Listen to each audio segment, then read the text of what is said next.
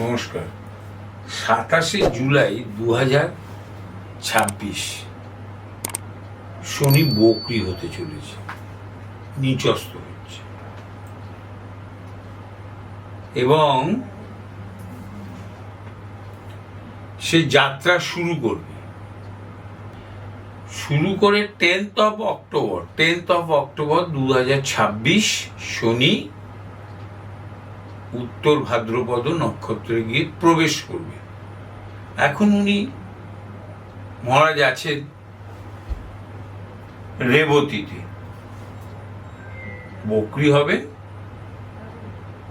যাত্রা শুরু হয়, ট্রানজিট হয়, ওখানে যাত্রা শুরু হয়। ও কক্ষপথেও ঘূর্ণিটা আস্তে আস্তে কমবে, মুভমেন্টটা। সেটা 10th of October, 27 July to 10th of অক্টোবরে ও উত্তর ভাদ্রপদ নক্ষত্রে গিয়ে প্রবেশ করবে।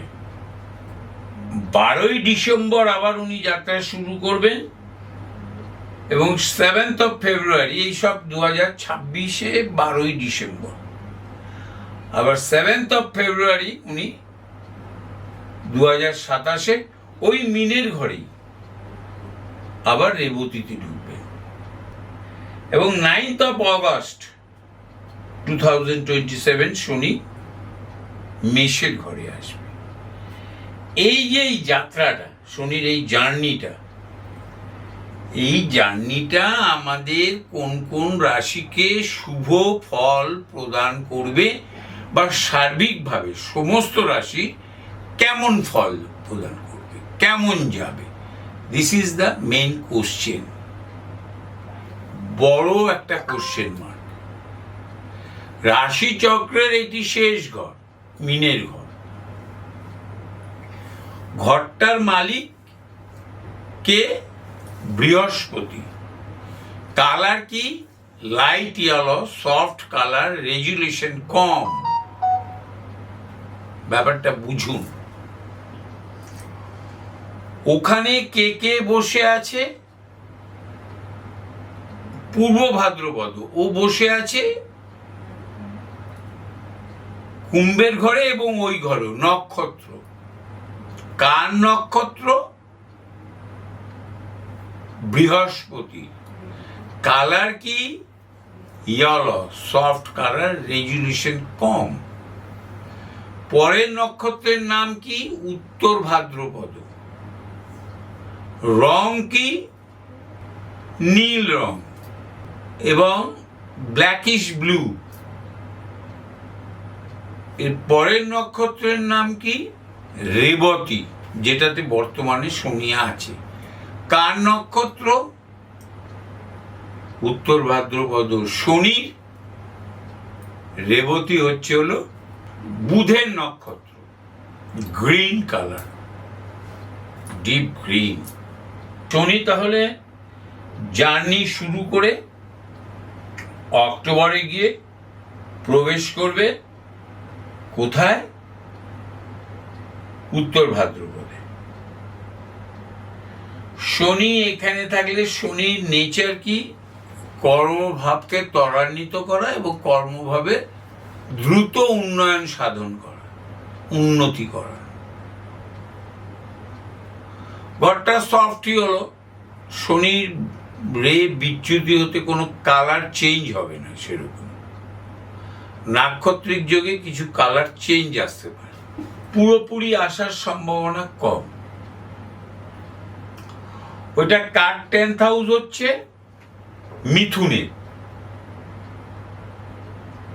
7 নম্বর ঘর ধনু, 8 নম্বর মকর, 9 নম্বর কুম্ভ, 10 নম্বর মীন।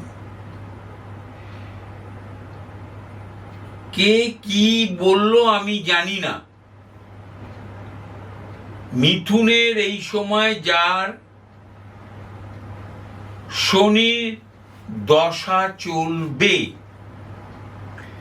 সে ফ্যাকশনে যেই থাকুক, শনি বুধ থাকুক, শুক্র থাকুক, কেতু থাকুক, রাহু থাকুক, বৃহস্পতি থাকুক, শনির সঙ্গে যেই থাকুক, এই পুরো 29 মার্চ 2025 থেকে শনি ওই ঘরে, মিথুন লগ্নের যার শনি ওই ঘরে আছে তার তো ভালো সময় যাচ্ছেই কর্মভাবে।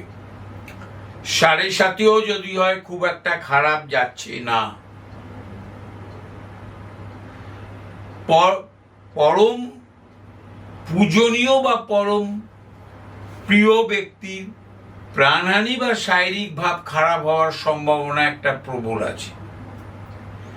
তাছাড়া এই 2.5 বছর 29 মার্চ 2025 থেকে আপ টু